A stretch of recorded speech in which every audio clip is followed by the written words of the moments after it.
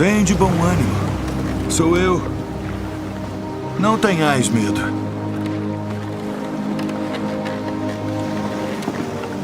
Senhor, se és tu, manda-me ir ter contigo por cima das águas. Vem.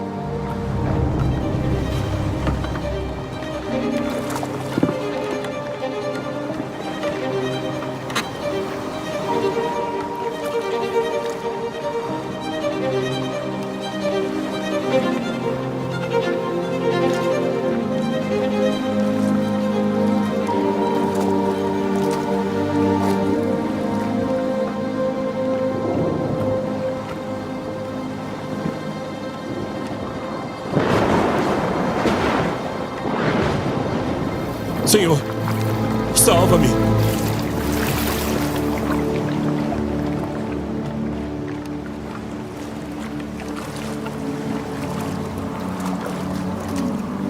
Homem de pouca fé. Por que duvidaste?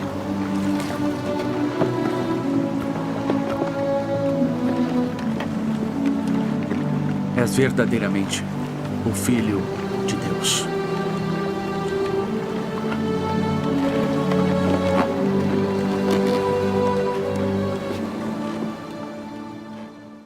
Glória a Jesus, é sempre um prazer estar aqui. A paz do Senhor Jesus para toda a igreja, para os amados que estão nos acompanhando pelas redes sociais.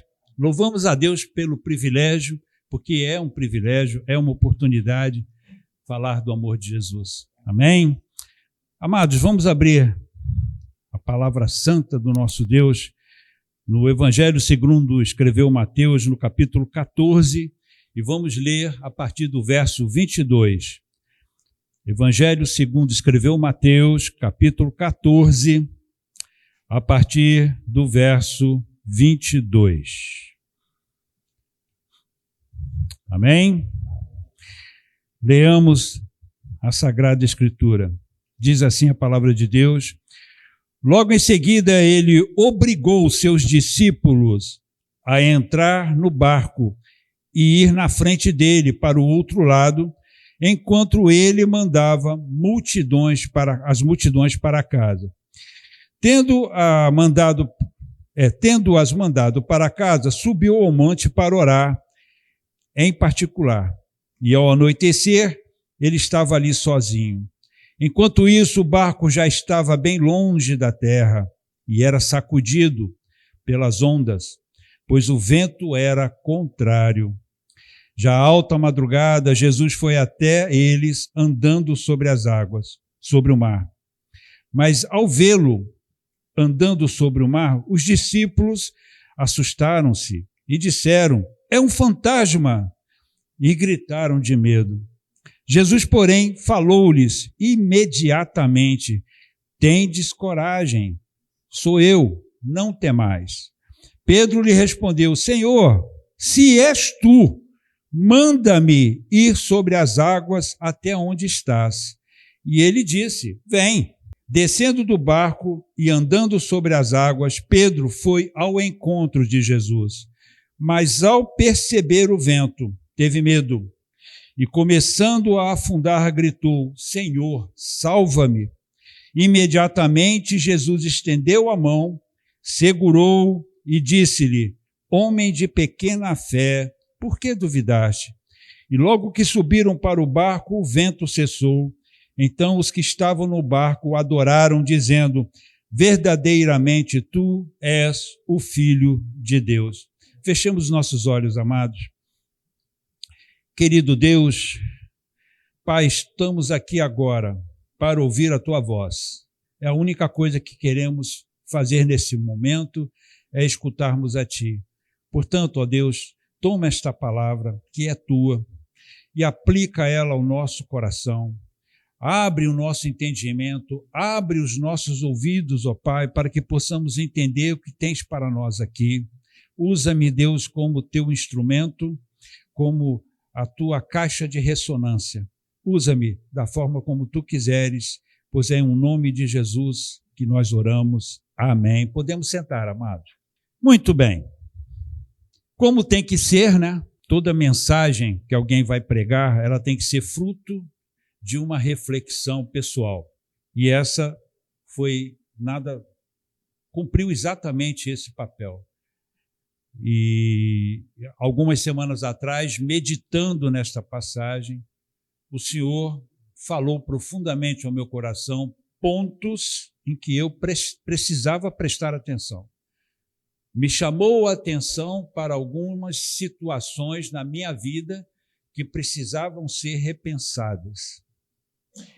E conversei muito com a minha esposa sobre isso ao longo dos dias, né? Sem dar spoiler para ela, porque eu queria que ela ouvisse a mensagem hoje, mas isso me impactou profundamente. E a minha oração hoje, queridos, para vocês que estão aqui, para vocês que estão me ouvindo pelas redes sociais, é que seja feita a mesma coisa no coração de cada um. Frederick W. Faber, um teólogo inglês, certa feita ele falou assim: devemos esperar por Deus com paciência e mansidão, no vento, na chuva, no trovão, no relâmpago, no frio, na escuridão. Espere, e ele virá.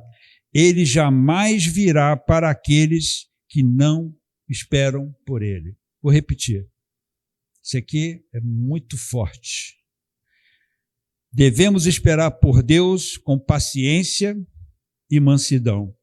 No vento, na chuva, no trovão e no relâmpago. No frio e na escuridão. Espere, e ele virá. Ele jamais virá para aqueles que não esperam por ele.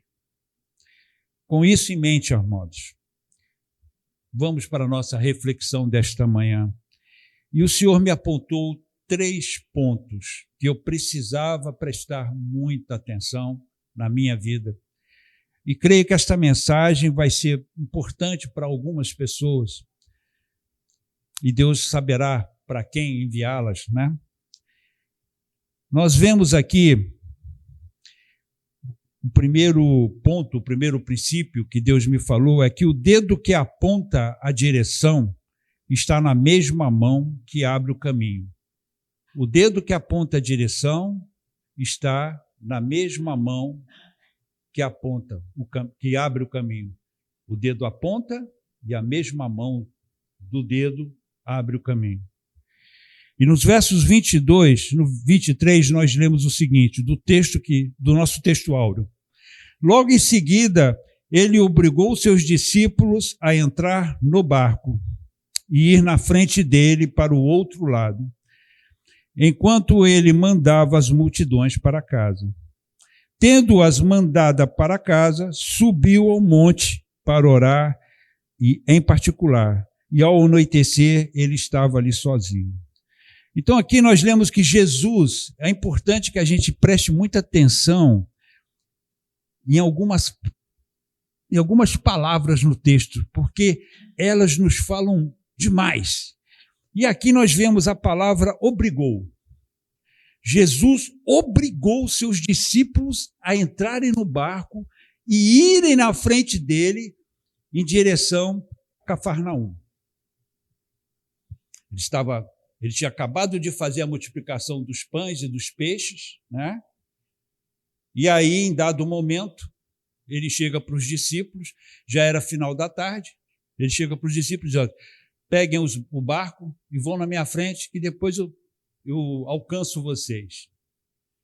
Não disse como ele faria isso, apenas mandou que eles fizessem. Com toda certeza, quando Jesus falou isso para os discípulos, isso causou uma certa celeuma entre eles. Não, mestre, que isso? Vamos te aguardar.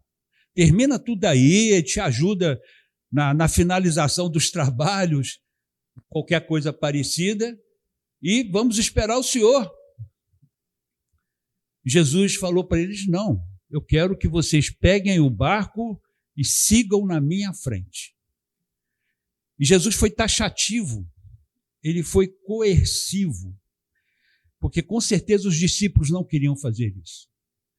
E aqui o texto nos fala claramente que ele obrigou. Essa palavra no grego, e o termo que é usado aqui, é anankazo, que significa compelir, coagir, forçar. Literalmente, Jesus os forçou a irem para o barco.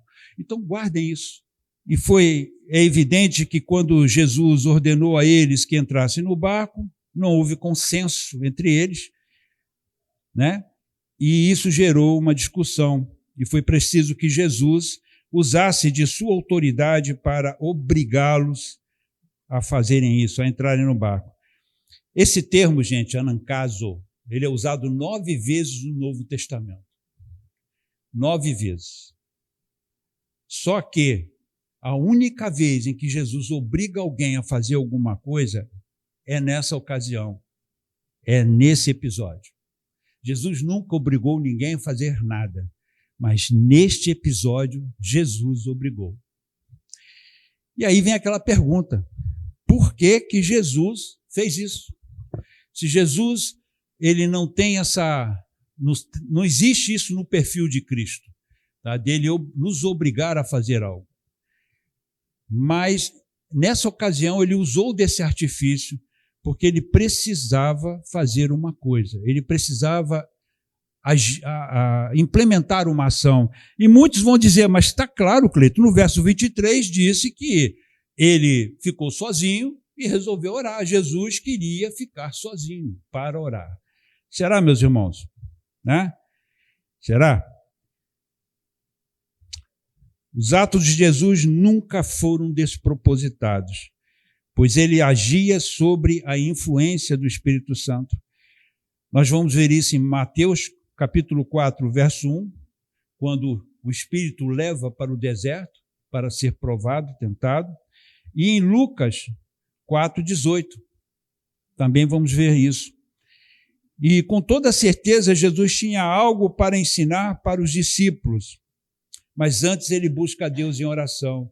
E eu posso afirmar contundentemente aqui que Jesus não os enviou na sua frente para ficar sozinho. Jesus não era esse o propósito de Jesus, porque por diversas outras ocasiões Jesus orava com eles perto. A gente não vai ver na Bíblia Jesus orando com eles, mas eles estavam presentes no mesmo ambiente onde Jesus estava.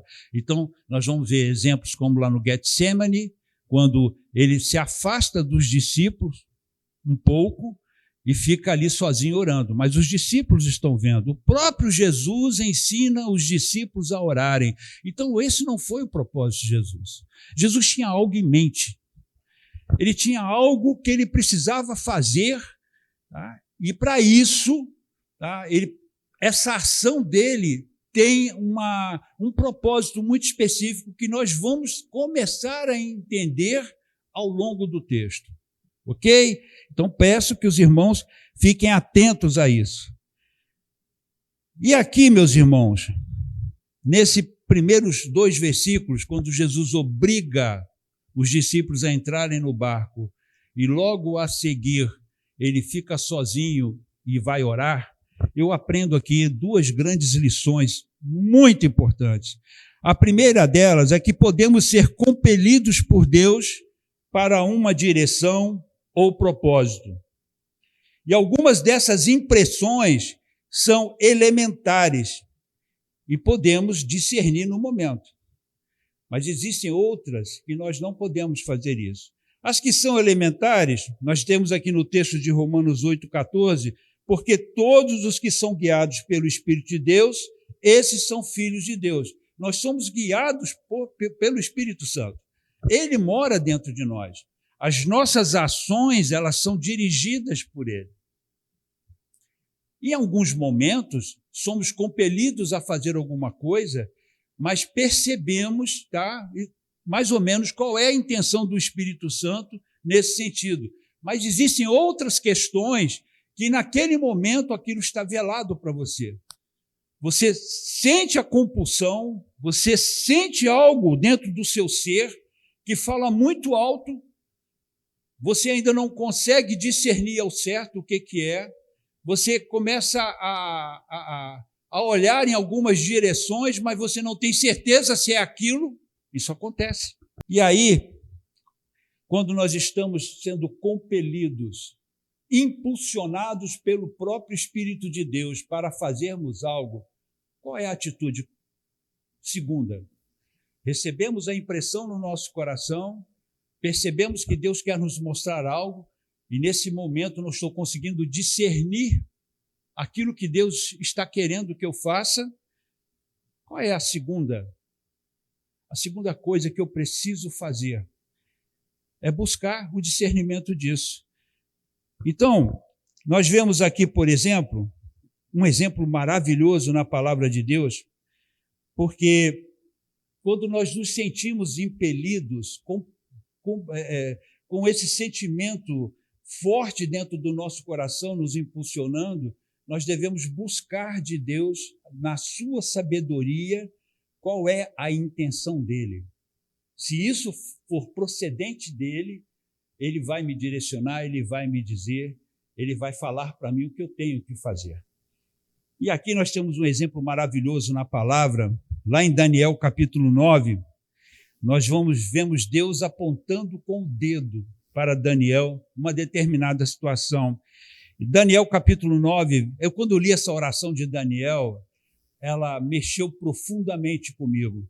Daniel 9, capítulo 9, verso 2, a partir do 2, diz assim: no primeiro ano do seu reinado, eu, Daniel, entendi pelos livros, segundo o que o Senhor havia falado ao profeta Jeremias, que as desolações de Jerusalém durariam 70 anos. Então, presta atenção, Daniel foi compelido, ele se sentiu impulsionado lendo a Bíblia. Ele lendo a Bíblia, Deus começou a falar com ele algo muito forte. E aí, qual é a reação dele? Qual é a próxima ação de Daniel, que deveria ser a nossa também, em momentos assim? Versículo 3. Então voltei o rosto ao Senhor Deus para buscá-lo com oração e súplica, com jejuns, com pano de saco e cinzas. Em Jeremias 32, veja bem, aqui em Daniel, Deus aponta para Daniel uma situação, mostra para Daniel que Daniel se espanta ao ver que a profecia de Jeremias estava se cumprindo, já estava em fase de conclusão, faltando 2 anos para vencer o prazo. Aí o que Daniel faz? Ele se sente compungido e ele cai em joelhos diante de Deus, busca a Deus em oração, com súplica e com jejum, para poder ter o discernimento correto de tudo isso. E aqui em Jeremias 32, nós vemos que o mesmo Deus que aponta tem no dedo onde está a mão, é a mesma mão que abre o caminho. Olha só, Jeremias 32, versículo 6. Então Jeremias declarou: a palavra do Senhor veio a mim. Preste atenção como é poderoso esse texto. Anameel, filho do teu tio Salum, virá encontrar-se contigo e dirá: compra o meu campo que está em Anatote, pois tens o direito de resgate. É tua responsabilidade de comprá-lo.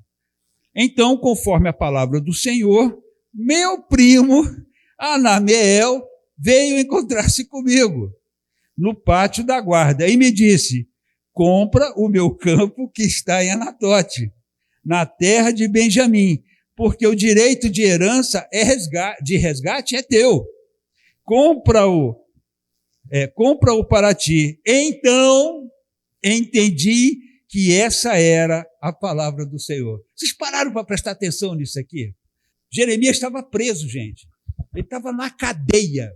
Vem a palavra do Senhor a Jeremias, um sentimento, uma compulsão, uma revelação. Não tenho como descrever aqui, porque essa palavra do Senhor pode vir de diversas formas, mas o fato é que Jeremias viu Deus falando para ele: olha, teu primo vai aparecer aqui, teu primo vai aparecer aqui. E quando ele aparecer, ele vai te dizer a seguinte coisa: compra o meu terreno, porque você tem direito a essa herança. Na linhagem, você pode fazer esse resgate. Passado um prazo, Anameel, primo de Jeremias, chega para Jeremias e diz estas mesmas palavras, falando a mesma coisa que Deus mostrou o diálogo para ele. Como é que ia ser o diálogo do primo? E aí foi quando Jeremias entendeu. Então, entendi que aquela palavra era a palavra do Senhor. O mesmo dedo que aponta está na mesma mão que abre o caminho. Ah, se a gente prestasse atenção nisso, irmãos, quantos erros seriam evitados? Quantos erros eu teria evitado na minha vida? Né? Como eu andei na beira do precipício tantas vezes por não prestar atenção nisso. Que se é Deus falando, se Deus está apontando, se Deus está mostrando, se Deus está impelindo, impulsionando você numa direção, é o mesmo Deus que vai abrir o caminho para que você prossiga. Acompanhe essa linha de raciocínio, porque ela não é minha, foi Deus que deu para mim. Regrinha básica, queridos, que de algum tempo para cá eu tenho colocado na minha vida. Provérbios 10, 22. A bênção do Senhor enriquece sem trazer dor alguma. Quando é Deus, se você cumpre o caminho, se você segue no caminho que Deus aponta para você, tudo vai dar certo. E isso é 100%, não é 99%, não é 98%. Na minha vida errei muito, porque por diversas vezes eu achei que era Deus e não era. Não era Deus. E as coisas deram errado, coloquei em risco a minha vida, coloquei em risco a segurança da minha família, porque eu achei que era Deus. Eu achei que era Deus. Quando é Deus, a bênção dele enriquece a gente. Quando é Deus, tudo que a gente for fazer na direção que ele apontar para nós, vai dar certo. Não tem, gente, pelo amor de Deus, eu estou falando algo, uma prática minha. Deus não é esse tipo de pessoa. Agora é Deus e você vai. Aí você não dá certo. Aí você volta a dizer, não era Deus. Isso não existe, gente. Quando é Deus, tudo tem que dar certo. Não tem como dar errado. Se Deus te impulsiona para uma direção, seja uma viagem, seja um casamento, seja qualquer outra coisa importante na sua vida, um projeto, se Deus te impulsiona naquela direção, se for Ele, vai dar certo. É 100% de certeza. Não tem um zerinho antes da vírgula. Não, é 100%. Porque se acontecer contrário disso, não é Deus. Não é Deus. Erramos. Falamos, Deus me mostrou isso, Deus me apontou essa direção, Deus falou assim comigo, e Deus não falou nada. E aí vamos na direção que supostamente cremos ser Deus e nos arrebentamos. Isso aconteceu comigo centenas de vezes. Não foi uma vez, foram centenas. Deus aponta com a mesma mão. Ele abre o caminho e nada, absolutamente nada pode dar errado. Lembrem-se disso. Se não der certo 100%, não é Deus. Não pode dar 99,9%, não tem margem de erro. Se tem margem de erro, não é Deus. Deus me mandou ser missionário em tal lugar. Aí você chega Eu estou falando isso porque eu e a minha esposa temos exemplos disso na nossa vida. Deus me mandou ir para tal lugar assim assado. Aí chega no tal lugar assim assado, a dieta lá é diferente da minha dieta e eu não estou preparado para essa dieta. A dieta lá é carne de cachorro. Só que o cara no Brasil não come carne de cachorro. E começam as coisas a acontecerem de uma maneira tal que aí a pessoa volta e diz assim, bom, era Deus, sabe? O meu tempo terminou. Meu Deus, isso não existe.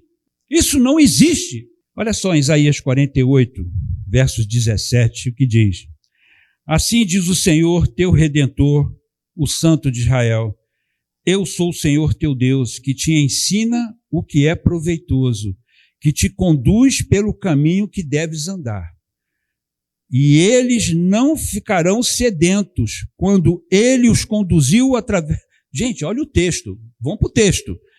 E eles não ficaram sedentos quando ele os conduziu através dos desertos. Ele fez as águas fluírem para fora da rocha para eles. Eles também fendeu a rocha e as águas jorraram. Vocês prestaram atenção no que o texto diz? Deus está dizendo o seguinte: eu vou te conduzir, quando eu te conduzir, eu só conduzo você para o sucesso, para dar certo.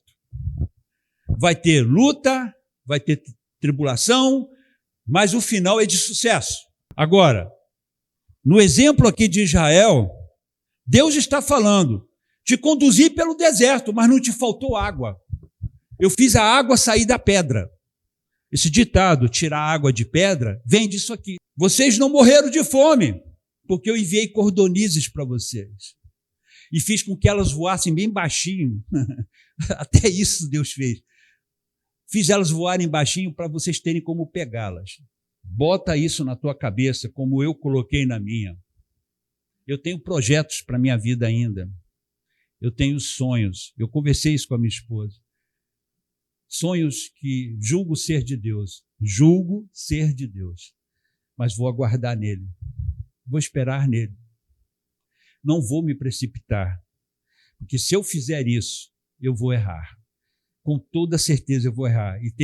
E não existe mais tempo, área de manobra para erro, no tempo que nós estamos vivendo.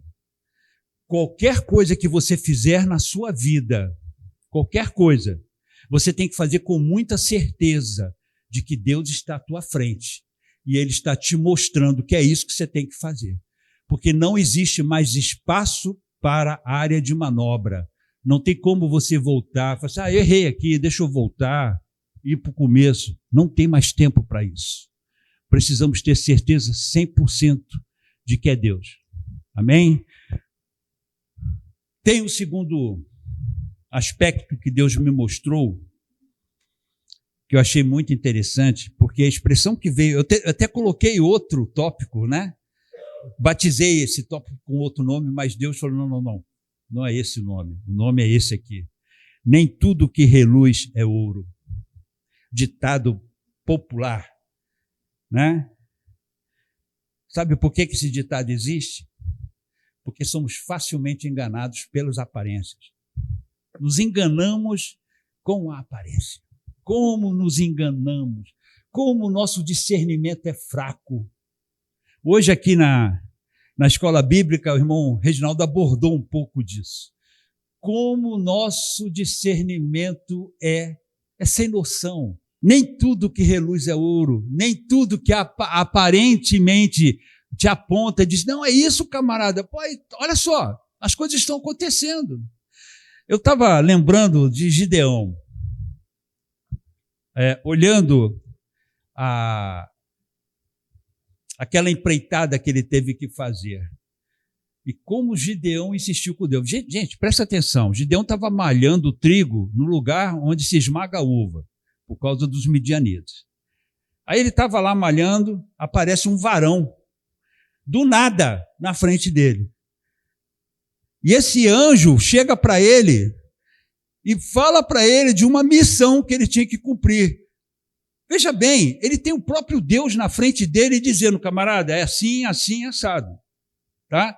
Aí ele vai e toca o toque de arrebate, reúne todo o povo de Israel, mas no coração dele, ele não tinha certeza que era Deus. Olha que ele viu Deus, era Deus ali. Mas ele simplesmente falou assim, não, deixa eu confirmar esse negócio. Senhor, não fica chateado comigo não. Vou botar um velo de lã ali e faz o seguinte, faz com que o orvalho só molhe o velo e ao redor fique seco. E Deus pegou, fez. Aí ele falou, Senhor, não fica, por favor, me entenda, essa empreitada ela é muito importante. Faz o contrário agora. Deixa o velo seco e em volta molhado. E Deus fez. Só que Deus, gente, ele é maravilhoso, porque embora Gideão tivesse visto Deus, embora os sinais que ele pediu para Deus foram confirmados, Deus sabia que Gideão ainda estava em dúvida se aquilo era de Deus mesmo. O que acontece? Deus chega para Gideão e fala assim: pega o teu escudeiro e desce lá no acampamento deles. Desce e aguarde, fica lá, escondido. Ele desceu com o escudeiro e ele viu 2 soldados conversando. Um deles teve um sonho, e no sonho ele viu um pão de cevada rodeando todo o acampamento. O outro cara que estava ouvindo o sonho interpretou o sonho dele. Só, isso aí é Gideão, que está vindo sobre nós. Aí Gideão falou assim: pera lá, não tem mais jeito, cara. Agora, né, se eu ainda insistir, né, misericórdia. Então, é esse o ponto. Nem tudo que reluz é ouro, irmãos. As aparências, elas enganam. Nós não podemos confiar no nosso coração, não podemos confiar no nosso discernimento. Nós temos que pedir a Deus: Senhor, é isso mesmo que eu tenho que fazer? É essa direção que eu tenho que ir? É para lá mesmo? É o Senhor que está me mandando ir para lá? E isso está onde, queridos? No texto que nós lemos, de Mateus, a partir do verso 24, diz assim: enquanto isso, o barco estava bem longe da terra e era sacudido pelas ondas, pois o vento era contrário. Já alta madrugada, Jesus foi até eles, andando sobre o mar. Agora prestem atenção. Não estamos falando de pessoas que não conheciam Jesus. Estamos falando de pessoas que comiam com ele, que muitas vezes dormiram junto a ele, que andavam com ele. Se a minha mulher estiver bem longe de mim e eu olhar, eu vou saber que é ela. Eu conheço o andar dela. Eu conheço o jeito que ela se balança. São 41 anos junto com ela. Então eu a conheço muito bem. Não vou me enganar. Mas olha só o que aconteceu com esses camaradas aqui. Mas ao vê-lo andando sobre o mar, os discípulos assustaram-se e disseram: é um fantasma! E gritaram de medo. Jesus, porém, falou-lhes imediatamente: tende coragem, sou eu. Não temam, não temais. Na passagem paralela de lá de Marcos, capítulo 6, 48, que é uma passagem paralela a esse texto, tá? Lemos o seguinte: e vendo-os cansados de remar, porque o vento lhes era contrário, foi ao encontro deles, andando sobre o mar, pela 4ª vigília da noite, e queria passar adiante deles. Em outra passagem paralela, lá em João agora, no Evangelho de João, capítulo 6, versos 16 e o verso 19, nós lemos assim: temos outras 2 informações importantes. Ao cair da tarde, seus discípulos dirigiram-se ao mar, e depois de remarem cerca de 25 ou 30 estádios, viram Jesus que andava sobre o mar e aproximava-se do barco, e ficaram com muito medo. Gente, presta atenção nisso aqui. Presta atenção nisso aqui. Os camaradas conviviam com Jesus. No entanto, se assustaram quando o viram. É claro, aí você vai: Cleiton, misericórdia, peraí, questão de bom senso. Tu está num barco, no meio de uma tempestade, aparece um cara andando em cima da água, você há de convir comigo que isso é algo sobrenatural, inusitado. Mas quando eles se assustaram, Jesus falou para eles: sou eu, fiquem calmos, sou eu. Jesus estava em direção ao barco, ele estava indo para o barco. Agora vamos prestar atenção em alguns dados aqui que são importantes. Vimos essas informações de Mateus, de Marcos e de João, certo? O Mar da Galileia tem cerca de 13 quilômetros aproximadamente, de 10 a 13 quilômetros de largura, ok? E em um trajeto normal, porque eles estavam em Tiberíades e estavam indo para Cafarnaum. Com o mar tranquilo, leva-se mais ou menos de 2 a 3 horas remando para chegar nesse destino, ok? O texto do João 16:19 mostra que os discípulos partiram por volta das 18 horas. O texto é claro, ele diz no cair da tarde, 6 horas. Então Jesus fala para eles assim: vocês vão na minha frente, eu vou despedir a multidão e vocês sigam na minha frente. Era mais ou menos 6 horas, finalzinho da tarde. Ok? Os discípulos deveriam chegar ao seu destino por volta das 21 horas, 22 aproximadamente. Só que não foi isso que aconteceu, irmãos. Eles estavam remando por quase 9 horas. Porque eles saíram do ponto de partida deles, foi mais ou menos lá pelas 18 horas. Deveriam chegar às 9. Só que quando Jesus os encontrou, já era 3 da madrugada. E eles tinham percorrido metade do caminho, porque o texto diz que eles percorreram entre 25 e 30 estádios, que dá aproximadamente 6 quilômetros, metade da largura do Mar da Galileia. 9 horas remando, ou perto disso. Eles tinham passado, eles estavam exaustos, cansados, né? O texto de Marcos 6,48 nos mostra que Jesus os viu cansados e extenuados, totalmente exaustos, porque lutavam contra as ondas. O texto fala isso. É o texto que diz isso, não sou eu, tá? Não é minha interpretação. Por causa do vento contrário. Agora, só me respondam isso. Como Jesus podia vê-los se ele estava distante deles pelo menos 6 quilômetros? Ok? Jesus estava no monte orando. Presta atenção, vão para o texto. É sempre o texto, irmãos. Não é minha interpretação. Tá? Jesus estava a 6 quilômetros de distância dele. E era uma noite escura. E os discípulos estavam cobertos por um temporal intenso. Então, nós temos aí vários fatores acontecendo. A distância de Jesus até o local onde eles estavam, uma tempestade furiosa acontecendo. E era de noite, irmãos. Uma noite escura. Só que o texto em Mateus nos diz o seguinte: tendo-os mandado para casa, subiu ao monte para orar, em particular, ao anoitecer, ele estava ali sozinho. Aí, olha só o que vem aqui logo a seguir. Enquanto isso o quê? Enquanto ele estava orando, o barco já estava bem longe da terra e era sacudido pelas ondas, pois o vento era contrário.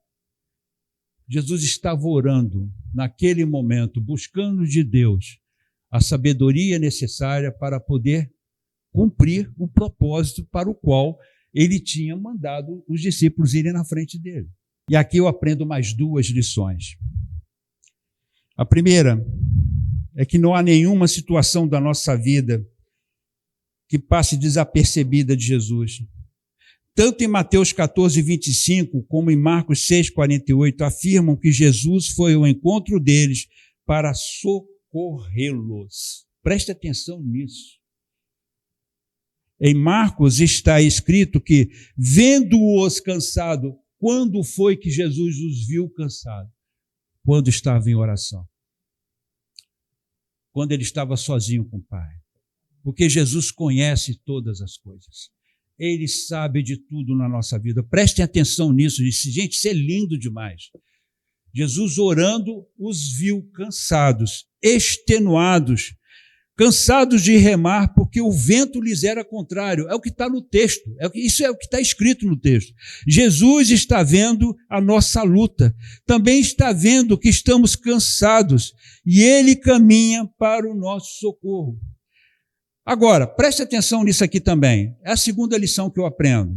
A primeira é que Jesus está contemplando a vida de cada um de nós. Nada passa desapercebido dos olhos de Jesus, mesmo que possa parecer o contrário. Olha só, mesmo que possa parecer o contrário, Jesus está te vendo. E ele conhece a tua necessidade. Ele sabe do que você precisa. A segunda lição que eu aprendo aqui, nesse tópico, tá, é que mais ao vê-lo andando sobre o mar, os discípulos assustaram-se e disseram, é um fantasma, e gritaram de medo. Amados, se existe um momento onde não devemos confiar na nossa própria percepção ou em nossos próprios sentimentos, este momento é quando estamos no meio da angústia.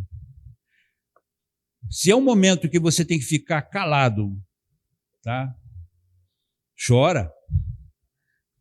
Dá murro na cama, quando estiver de joelhos. Fala com Deus. Mas, por favor, não pense que Deus não está vendo. A tua percepção, naquele momento, ela não vale absolutamente nada.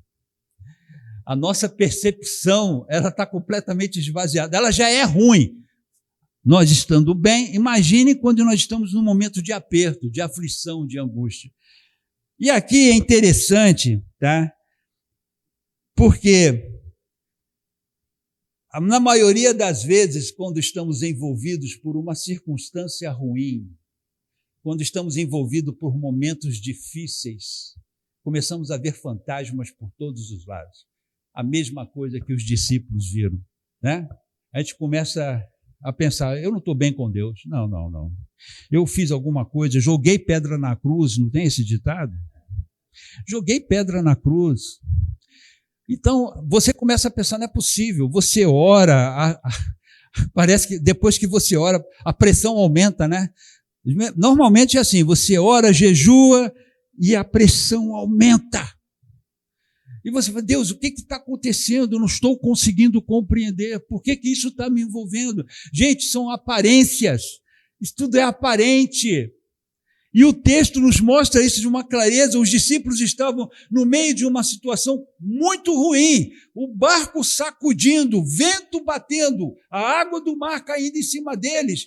E aí eles olham e veem uma figura emblemática andando sobre as águas e gritam.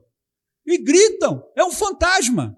E nessa hora é a hora que a nossa percepção falha. Cadê João, o discípulo que Jesus mais amava, que botava a cabeça no peito dele? Não, gente, peraí, conheça aquele passo ali. Né? Rapaz, olha, anda, é Jesus. Quem foi no barco que falou isso? Ninguém falou isso. Porque a percepção de todos estava contaminada pelo momento da luta, pelo momento da aflição. Nós temos que ser maduros, irmãos. É duro falar isso aqui, eu estou falando para mim mesmo, porque Deus dirigiu essa palavra para mim, né? Precisamos ser maduros. É o que Deus espera de nós. Sejamos maduros, conscientes. Vamos parar de ver fantasma em tudo quanto é lugar. Se a situação está ruim, continue orando, continue insistindo, continue batendo. É assim que a Bíblia nos manda fazer.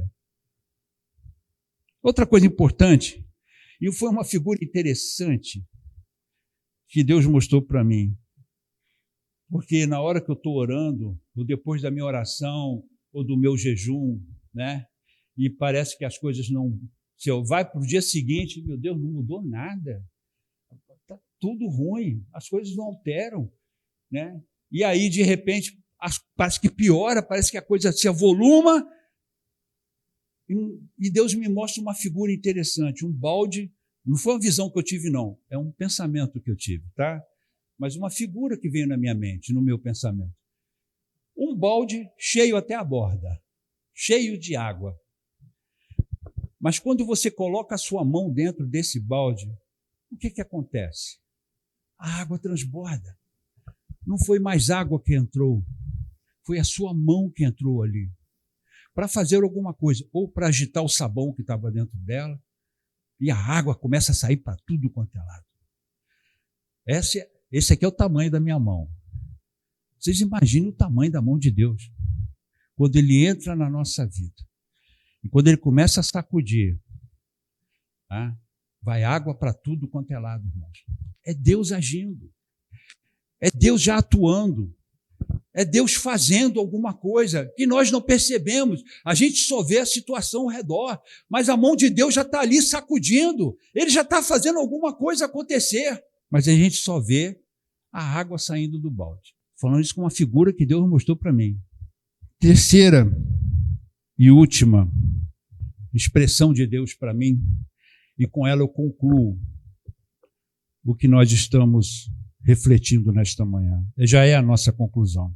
E Pedro lhe respondeu: Senhor, se és tu, manda-me ir sobre as águas até onde estás. ele lhe disse: vem. Preste atenção na resposta que Jesus dá para Pedro. Gente, quando a gente lê a Bíblia, a gente tem que estar no texto, tem que estar lá dentro. O Espírito Santo vai te mostrando a cena. A resposta de Jesus é monossilábica. Descendo do barco e andando sobre as águas, Pedro foi ao encontro de Jesus. Mas ao perceber o vento, teve medo e, começando a afundar, gritou: Senhor, salva-me. Imediatamente Jesus estendeu a mão, segurou-o e disse-lhe: Homem de pequena fé, por que duvidaste? E logo que subiram no barco, o vento cessou. Agora, preste atenção nisso aqui. Se eu sei que estou em uma posição e que naquele momento é a posição que Deus quer que eu fique, por favor, escutem isso aqui, porque foi isso que Deus falou comigo. Se eu estou numa posição, e se eu sei no meu íntimo que aquela posição é aonde Deus quer que eu fique, pelo menos naquele momento, né? E aí nós temos o texto de Isaías 30, 21, por exemplo, que diz assim: os teus ouvidos escutarão uma palavra por trás de ti, dizendo: este é o caminho, andai vós nele. Quando vos virardes para a direita e quando vos virardes para a esquerda. O que o Senhor está dizendo aqui? Quando você virar para a direita ou para a esquerda, a voz vai dizer assim: o caminho é esse aqui, ande nele.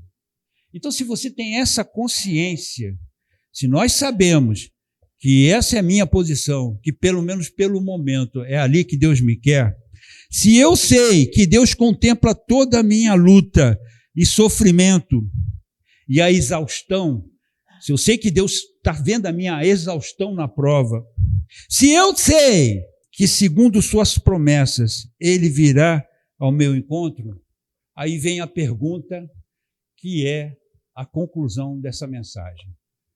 Por que sair do barco? Por que, irmãos? Por que nós fazemos igual Pedro fez? Por que Pedro saiu do barco se Jesus estava indo até ele? O destino de Jesus era entrar no barco. Vamos avaliar um pouquinho isso aí e vamos fechar a mensagem com esse quadro. Alguns estudiosos entendem que a atitude de Pedro foi positiva.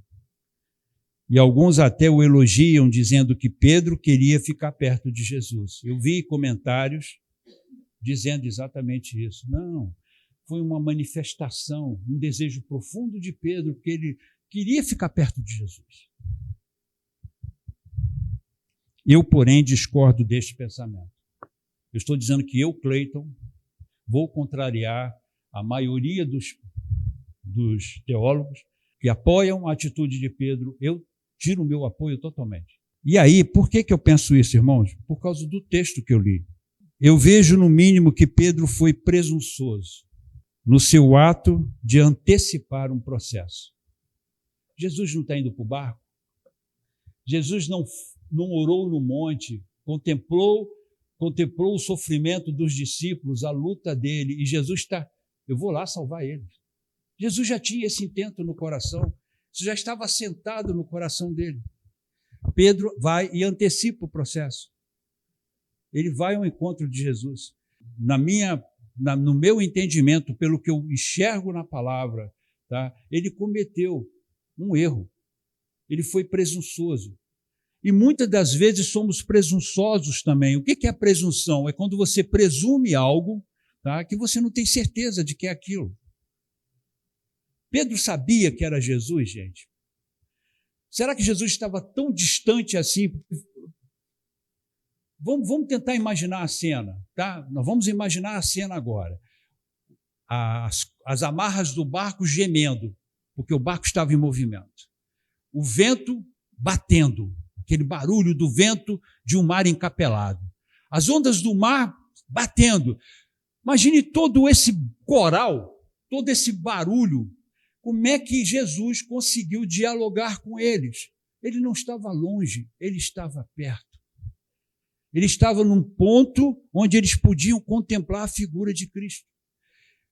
E aí, queridos, eu comecei a pensar nisso tudo. qual foi a motivação no coração de Pedro para fazer esse pedido.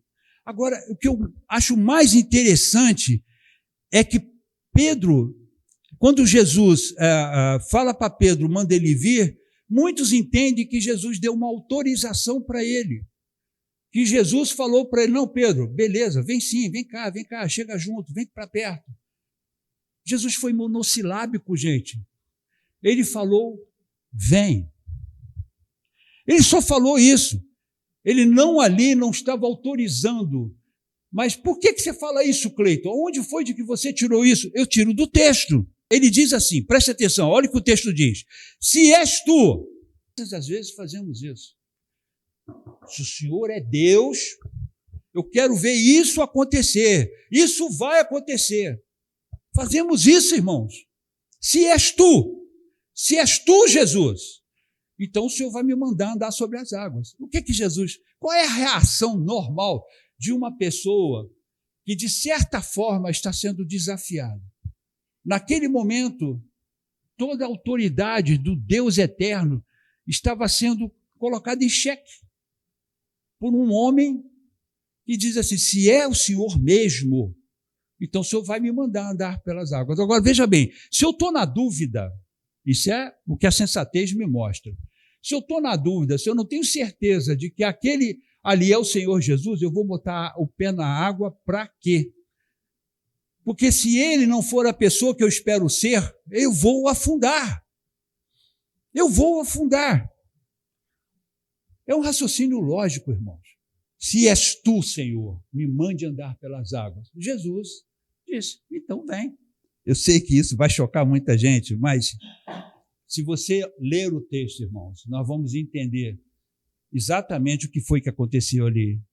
Embora o tempo não fosse favorável, naquele instante, Pedro e os demais discípulos viram e ouviram Jesus, pois o texto mostra claramente que Pedro o referenda como Senhor. Curioso. Senhor, se tu és Jesus, então me manda aí. Não é meio antagônico isso? Ao mesmo tempo que ele diz Senhor, tá? Curioso. Ele fala, mas se você for Jesus, tu me manda ir até a ti. Estranho isso, não? Mesmo sabendo que era Jesus, ele questiona esse fato. Não sabemos ao certo qual era a motivação no coração de Pedro, mas no verso 29, o termo usado por Jesus é distazo, é um termo grego, é só ir lá que vocês vão ver, tá? Que significa caminhar em duas ideias, em dois pensamentos. Nós traduzimos isso como dúvida. Pedro estava caminhando em dois pensamentos. Tanto que na palavra que ele fala para Jesus, Senhor, mas se tu és, a gente percebe isso. Jesus apenas confrontou a dúvida de Pedro. Vem. Em Salmo 106,15, nós lemos o seguinte, tem um princípio aqui em Salmo 106,15 que vai trazer um pouco de luz sobre isso, tá? E lhes deu o que pediram, mas enviou magreza às suas almas. Ele deu o que a pessoa pediu, mas ao mesmo tempo fez definhar a alma dele. Por que Deus age assim, irmãos? Porque Deus quer extrair de nós, ele tende a puxar para a tona sentimentos equivocados, posições equivocadas, pensamentos errados, sofismas, e ele precisa puxar isso para cima, ele precisa trazer isso para a tona, para que isso possa ser tratado. E foi o que aconteceu com Pedro. Foi exatamente isso. Agora observemos alguns detalhes. Pedro, ao descer do barco, e aí que você começa a entender algumas coisas. Estou encerrando, gente. Ao descer do barco, isolou-se do grupo e, em consequência disso, se expôs ao perigo. Preste atenção. Ele deixou os companheiros todos no barco. Ele não se importou com eles. Ele desceu do barco para atender um pensamento dele. Ele não estava nem aí se os companheiros precisavam dele. Pedro era líder. Pedro era um líder. Era o mais experiente de todos ali. Preste atenção nesse outro ponto também. Medo e confiança são emoções opostas que usam as mesmas redes neuronais no cérebro. Se alimentarmos nossa presunção e dúvida, enfraquecemos a nossa confiança. É a mesma rede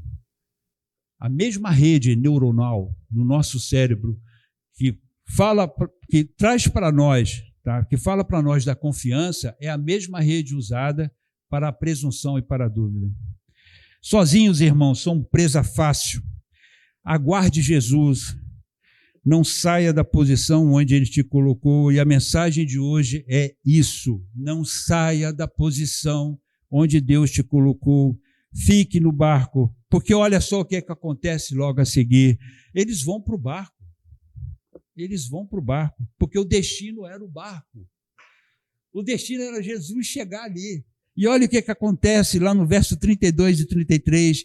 E logo que subiram para o barco, o vento cessou. Então os que estavam no barco o adoraram, dizendo: verdadeiramente tu és o Filho de Deus. Vocês entendem, querido? Precisamos ter esse entendimento, essa compreensão. Precisamos entender o que o Senhor está querendo falar conosco. Não vamos ser presunçosos, não vamos nos precipitar fazendo algo que não sabemos, tá? Se aquilo é de Deus ou não.